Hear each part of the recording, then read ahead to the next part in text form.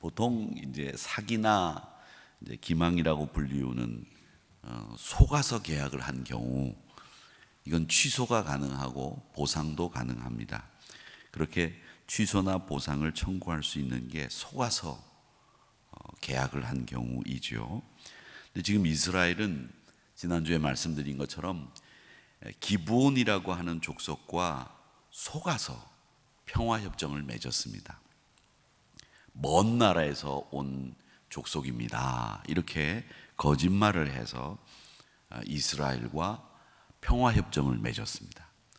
근데 다른 가나안에 사는 족속들이 이 기브온 족속 혼자서 살아남겠다고 이스라엘에게 쪼르륵 달려가서 평화협정을 맺었다는 이야기를 듣는 순간에 심한 배신감을 느꼈습니다.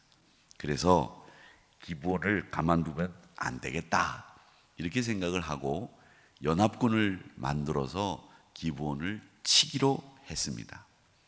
그 연합군의 중심엔 예루살렘 왕 아도니세덱이라는 사람이 있었는데 이 사람이 중심을 이루어서 연합군을 만들어내니까 이 기브온 혼자서 감당할 재간이 없죠. 그래서 기브온이 이스라엘 여호수아에게 도움을 청합니다. 우리를 도와달라. 우리를 저들 연합군의 공격으로부터 지켜달라. 이렇게 도움을 청합니다. 사실은 속아서 화친을 맺었기 때문에 모른 척 해도 되고 이건 속아서 평화협정을 맺었기 때문에 네가 도리어 공격을 받아야 되겠다라든지 이렇게 해도 뭐 무방한 일인데 이 여호수아와 이스라엘 백성들이 속아서 평화협정을 맺었지만 기브온을 도와준다는 이야기입니다. 이게 오늘 10장에 나오는 이야기인데 저는 이 속아서 한 조약임에도 불구하고 기브온을 지켜주는 이스라엘을 보면서 속았든 안 속았든 자기가 내뱉은 말 내가 지켜주겠다 너와 평화를 유지하겠다라고 하는 이 말을 한 것에 대해서 그 말씀을 그대로 지켜나가는 이스라엘의 모습을 보려고 합니다. 우리는 조금만 우리에게 불이익이 있다든지 또 혹은 이게 나에게 유리하지 않다고 판단이 되면 꼬투리를 잡아서 그 계약을 파기하거나 또 혹은 그 계약이 없던 것으로 만들어내는 이런 수많은 사람들을 우리가 세상에서 보고 삽니다. 그런데 속았는데도 불구하고 내게 유리하지 않는 이런 조건임에도 불구하고 기브온에게 한 말을 지키는 여호수아와 이스라엘의 충직함, 그 신실함 이런 것들을 우리가 오늘 이 시대에 조금 바라보면서 우리가 배울 수 있는 점이 아닌가 이런 생각을 해봅니다. 자, 여리고와 아이성을 점령하고 가나안을 차례대로 정복을 하면서 하나님 나라로 만들어가는 과정에서 못하러 속아서 계약을 맺은 기브온을 꼭 지키는 전쟁을 치루어야 되느냐라고 하는 실효성에 대해서도 이야기할 수 있을 겁니다. 그런데도 불구하고 이 이스라엘 백성들은 자신이 한 말에 대한 책임을 지는 모습을 우리에게 보여주고 있다는 것이죠. 자, 이 일이 어떻게 시작되는지 1절을 보시기 바랍니다. 그때 여호수아가 아이를 빼앗아 진멸하되 여리고와 그 왕에게 행한 것 같이 아이와 그 왕에게 행한 것과 또 기브온 주민이 이스라엘과 화친하여 그 중에 있다함을 예루살렘 왕 아도니세덱이 들었다. 이렇게 되어 있습니다. 오늘 이 말씀을 보면 또 한 가지 우리가 배울 점이 있는데 이스라엘과 화친하고 하나님을 믿는 백성들과 함께 신앙을 가졌는지는 모르겠습니다만은 이 자연스럽게 기브온 사람들이 이스라엘 사람들과 함께 이 믿음을 가진 사람들과 함께 있었다는 거죠. 자, 이런데 이 믿음을 가진 사람들과 자연스럽게 일어났던 이 기브온 사람들을 본 이 예루살렘 왕 아도니세덱과 나머지 이 아모리 족속들 가나안의 원주민들이 이 기브온을 가만둬서는 안 되겠다 생각을 하고 연합군을 만들고 공격했다는 거죠. 여러분이 최초로 믿음을 가졌을 때를 기억하십니까? 저는 부모님으로부터 신앙을 물려받았으니까 제가 신앙생활을 시작할 때 저에게 교회 가면 큰일 난다, 교회 가지 말아라, 이런 말씀을 하시는 분이 제 주변에는 아무도 없었습니다. 그런데 여러분들 가운데에서는 교회를 처음 나오셨을 때 박수를 치신 분들도 계셨겠지만, 여러분들이 교회를 가는 순간에 야, 못하러 그런 짓을 하느냐, 혹은 더 오래전에 교회를 다니기 시작하신 분들은 미쳤다는 소리도 들어보신 분들이 계실 겁니다. 이렇게 세상과 짝하며 살다가 예수를 믿게 되면 갖은 고초가 생기게 됩니다. 어쩌면 예수 믿기가 처음보다 시간이 지나면서 더 어려워지는 경우도 생길 수 있습니다. 사업을 시작하신 분들은 경험해 보셨겠지만, 돈도 없고 기술 하나만 가지고 맨주먹으로 사업을 일으키실 때 성공하는 거 사실은 사람들이 그러더라고요. 저는 사업을 안 해봐서 잘 모르겠습니다만은 기적보다 더 어려운 일이라고 그렇게 말씀들을 하는 것을 들은 적이 있습니다. 그런데 하나님의 백성은 믿음 하나만으로 일을 시작해야 되기 때문에, 믿음으로 사업을 하고 직장 생활을 해야 되기 때문에 밑바닥에서부터 시작을 해서 출발해서 성공한다는 이 일이 정말 어렵고 힘든 일이셨을 겁니다. 지금이야 사람들이 볼 때는 그냥 된 것처럼 보이지만, 제가 볼 때도 전혀 그렇지 않습니다. 그냥 되는 일이 세상에 어디 있겠습니까? 그렇듯이 신앙생활도 처음 시작하시게 되면 주변에서 많은 소리를 듣고 신앙생활을 하면 할수록 갖은 핍박에 여러분들은 노출되게 돼 있습니다. 오늘 기브온이 이스라엘과 화친을 맺고 이스라엘 속에 거하면서 자연스럽게 믿음을 가져가는 모습을 보면서 그들을 공격하려고 하는 이 예루살렘 왕 아도니세덱을 중심으로 한 이 연합군의 모습은 우리에게 이 사실을 분명하게 보여주고 있습니다. 그것은 뭐냐면, 우리 인간이 선한 곳을 향해서 가는 동료를 향해서 축복을 하거나 박수를 치기보다는 사실은 야유하고 비난하기가 훨씬 더 많고, 그렇게 비난을 일삼는다는 것이 이 사람들의 부패된 본성의 모습이라는 거죠.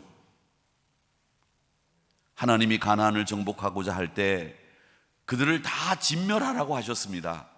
그 진멸의 의미는 다른 게 아닙니다. 바로 그들의 공격을 앞으로 너희들이 하나님을 경외하는 나라에 살면서 앞으로 그들이 다시 공격을 하거나 다시 너희들을 비난하거나 다시 너희들의 믿음을 조롱할 일이 생기지 않도록 아예 원천적으로 차단을 하라고 하는 하나님의 의도가 있는 말씀이 바로 뭐냐? 진멸이라고 하는 말씀입니다. 여러분, 세상을 떠나서 예수를 믿기로 작정하셨다면 세상을 진멸하세요. 이 진멸하라는 말은 가서 다 죽여 없애라는 얘기가 아니라 세상과 딱 관계를 끊으시라는 얘기입니다. 하나님은 우리에게 분명하게 말씀하시는 것은 세상과 짝해서는 너희들이 믿음 생활 제대로 할 수 없다, 이 이야기를 하시는 겁니다. 주님도 마태복음 5장 29절에서 그런 말씀을 하셨습니다. 만일 네 오른 눈이 너로 실족하게 하거든 빼버려라. 네 백체 중에 하나가 없어지고 온 몸이 지옥에 던져지지 않는 것이 유익하다, 이렇게 말씀하시면서 세상과 짝하고 세상을 탐하는 이런 우리 몸에 하나라도 남겨둘 이유가 없다, 이렇게 말씀하시면서 세상 것을 진멸하라고 하는 또 다른 말씀을 해주신 겁니다.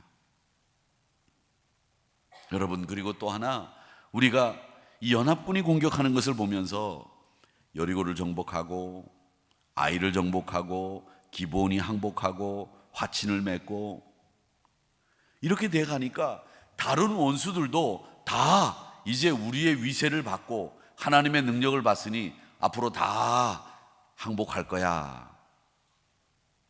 내가 지금까지 이렇게 신앙생활 잘 해왔는데 내가 여기까지 잘 왔는데 앞으로 계속 순탄하게 잘 갈 거야, 이런 생각해서는 안 됩니다.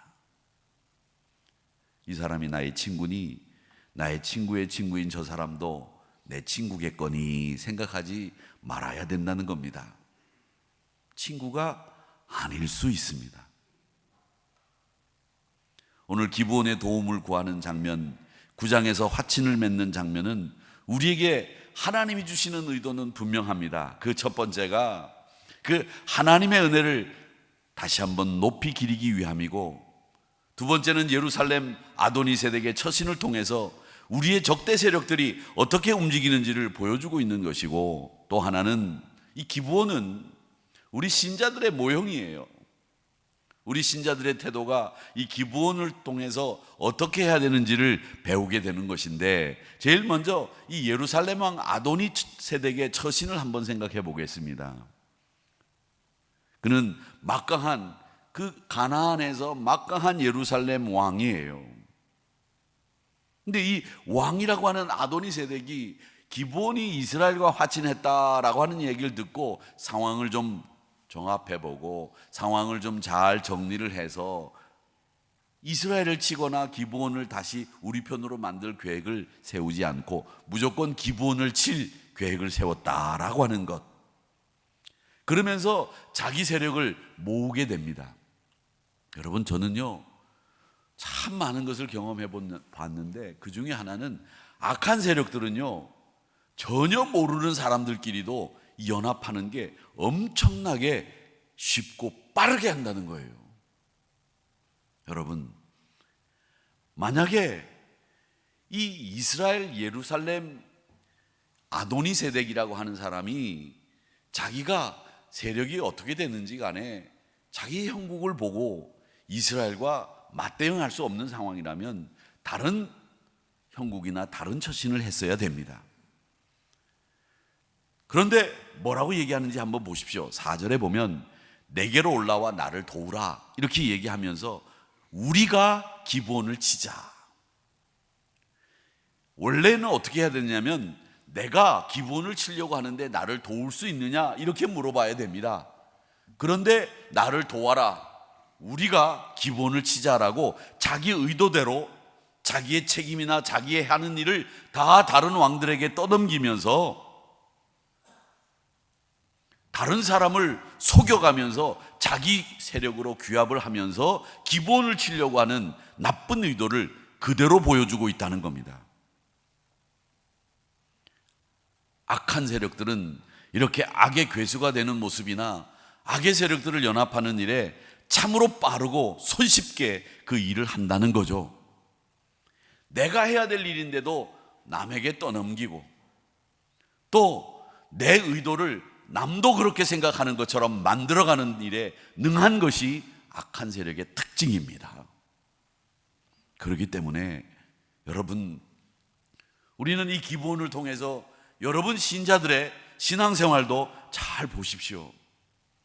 여러분이 믿음을 가지고 사는 것에 대해서 적개심을 가지고 있는 분들은 여러분들이 교회를 다니면서 세상과 짝하지 않고 이제 세상과 떨어지는 것에 대해서 그들은 분노하고 있고 그들은 뭔가 모르게 여러분을 향해서 비난과 야유를 일삼을 준비를 손쉽게 하고 있다는 것을 꼭 기억하셔야 됩니다. 그래서 사업을 하시는 분들이나 직장 생활을 하시는 분들이나 가족이나 친척들로부터 교회를 다닌다는 이야기를 했을 때 불이익이 생길 수 있기 때문에 여러분들이 내가 교회 다닌다는 말을 하기가 쉽지 않을 수도 있습니다. 그런데 여러분, 세상과 짝하다가 세상을 버린 것에 대해서 분노하는 그들 앞에서 두려워하지 마세요. 요한일서 4장 4절에서는 우리에게 분명하게 얘기합니다. 자녀들아, 너희는 하나님께 속하였고 또 그들을 이겼나니 이는 너희 안에 계신 이가 세상에 있는 자보다 큰 분이다, 이렇게 말씀하시면서 세상을 겁내지 말고 세상과 짝하다가 세상과 결별하고 예수 안에서 믿음 가진 것에 대해서 용기를 가지라고 말씀하고 있습니다. 우리 주님이 여러분을 이기게 만들어 주신다고 약속하고 있지 않습니까? 이어서 5절에는 이런 얘기를 합니다. 요한일서 4장 5절에서 그들은 세상에 속한 거로 세상에 속한 말을 하지만 세상이 그들의 말을 듣는데 너희들은 세상 말 듣는 사람들이 아니다. 하나님의 말씀을 청종하는 사람들이다. 이렇게 이야기하고 있습니다. 세상과 교류를 끊으면 축하하기보다는 적대적인 자세를 취하고 이런저런 모양으로 박해를 하고 신앙을 망가뜨리기 위해서 혈안이 됩니다. 그래서 미가서 7장 6절에서는 이렇게 얘기합니다. 아들이 아버지를 멸시하며 딸이 어머니를 대적하며 며느리가 시어머니를 대적하리니 사람의 원수가 곧 자기의 집안 사람이로다. 성경에 이런 말씀이 있는지 모르셨죠? 원수가 멀리 있는 게 아니다는 거예요.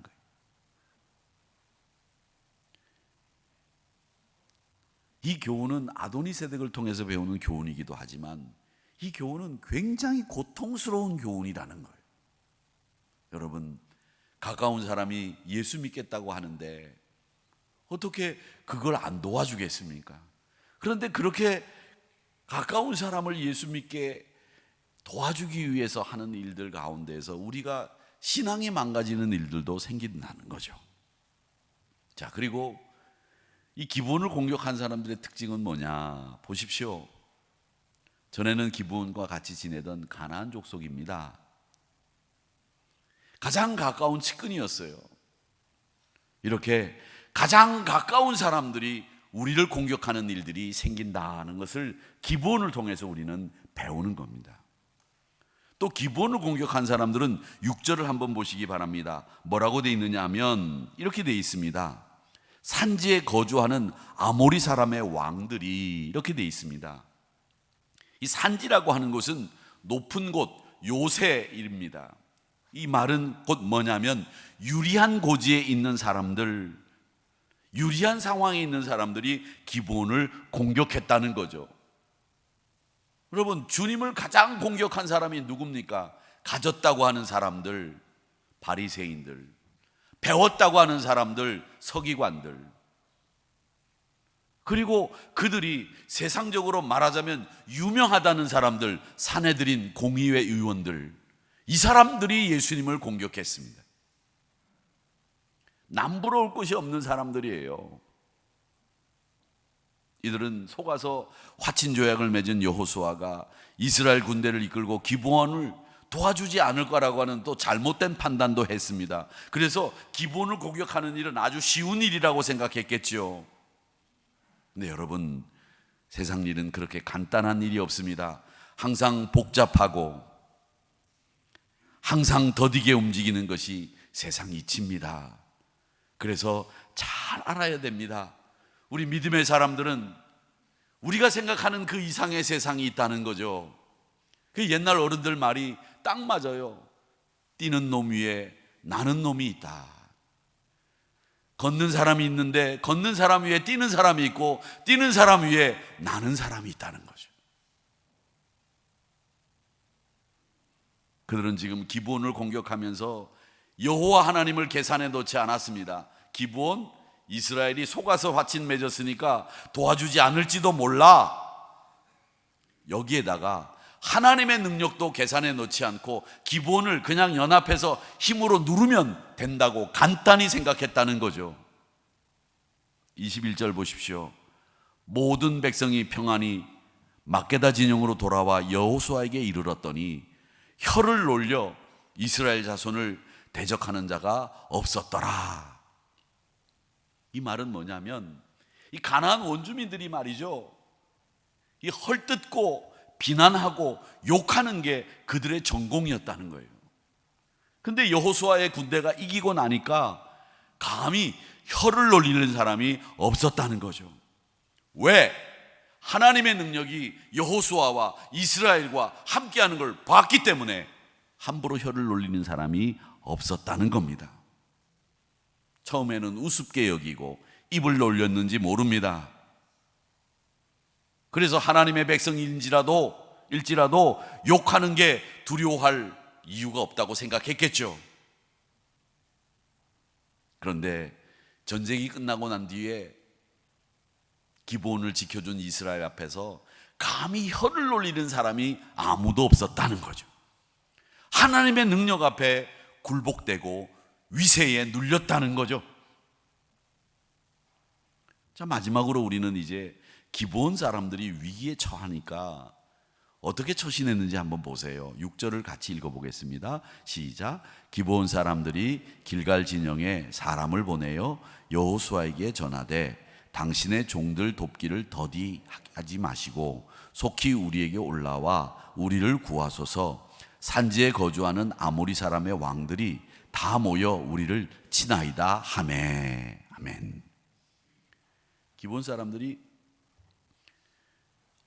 예루살렘 왕 아도니세덱을 중심으로 해서 공격을 한다고 하니까 도움을 청합니다.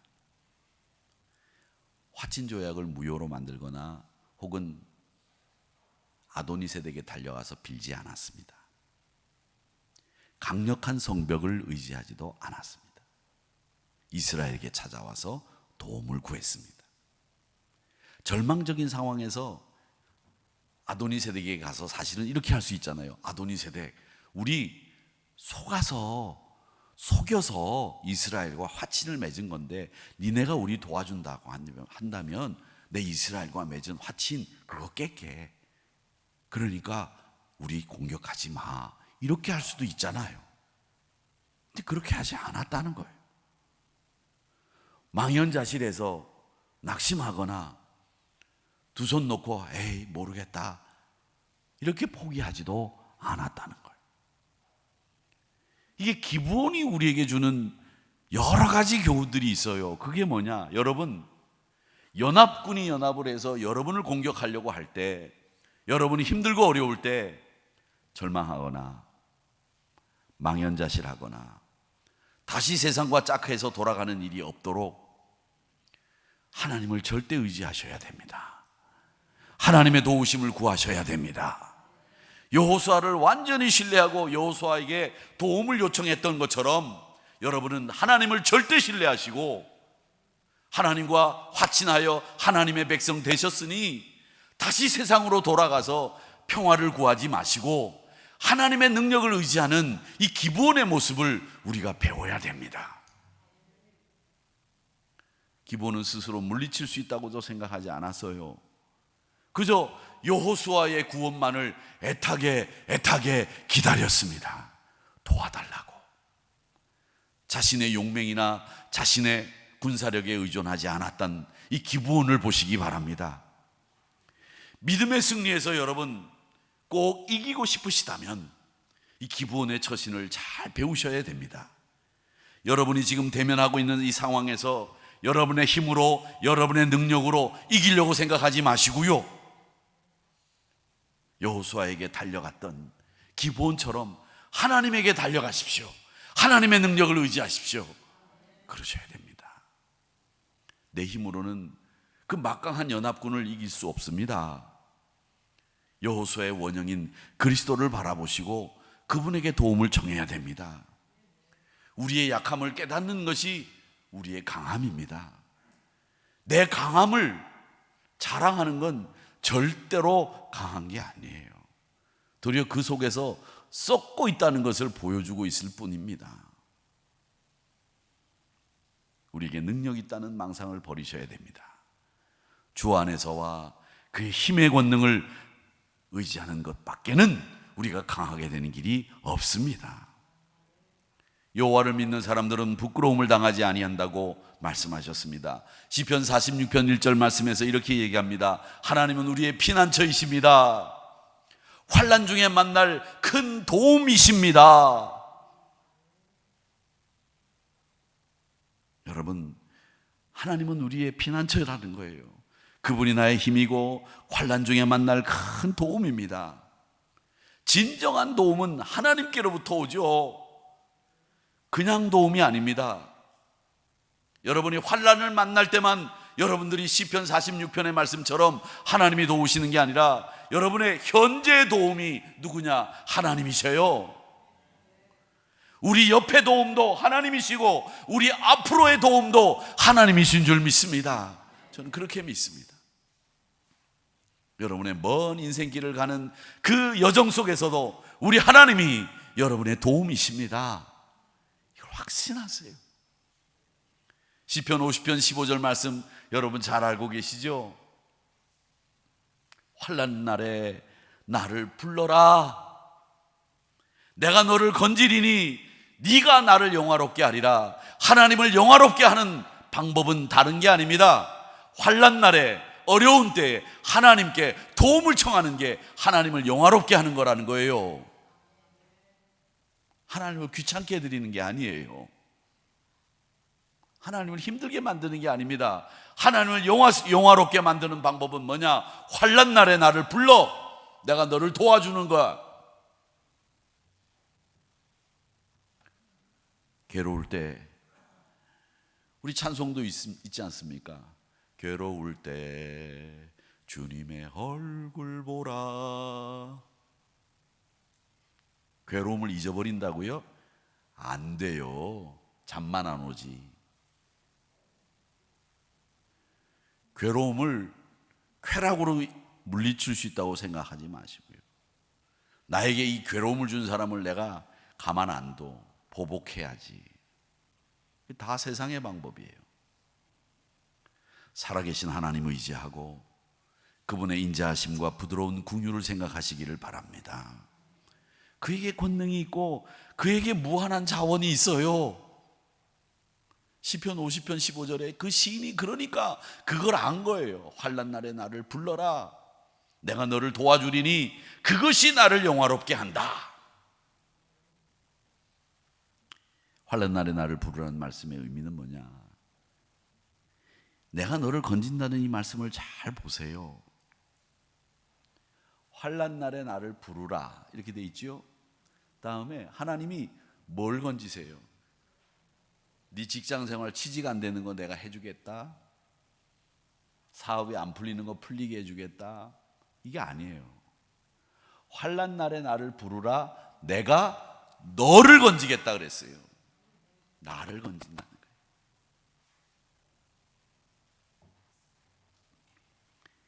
이게 제일 중요한 겁니다. 하나님이 나를 건지시는 거예요. 힘든 나를 건지시는 거예요. 자포자기로부터, 절망으로부터, 낙심으로부터, 인내를 잃어버린 나로부터, 혹독하게 괴로워서 밤잠 못 자는 나로부터 하나님이 건져주시겠다. 너를 건져주겠다는 거예요. 너를. 여러분, 나를 건지시는 하나님을 만나시기를 축복합니다. 시편 27편 14절의 말씀도 있지요.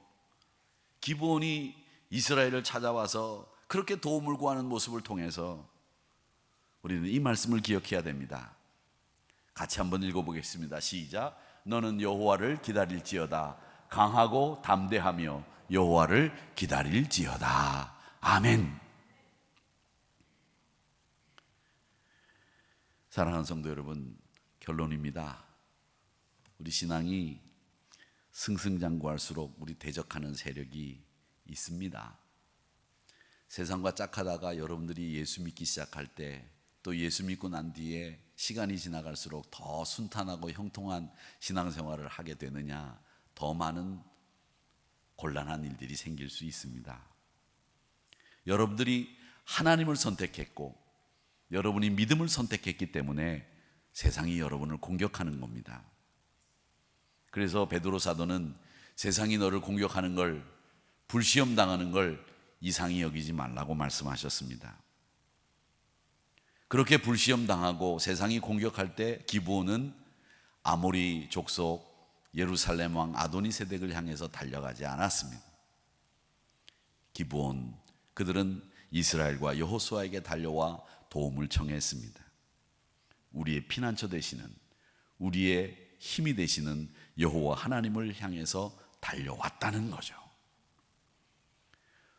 또 이스라엘은 속아서 맺은 평화협정, 화친조약이지만 기브온을 구해주었던 것처럼 우리 하나님은 내가 하나님을 사랑합니다, 하나님을 향해서 달려가기만 하면 언제든지 그의 무한한 자원과 능력을 가지고 우리를 도와주시는 분이다라는 것을 여호수아와 이스라엘을 통해서 보게 되는 겁니다.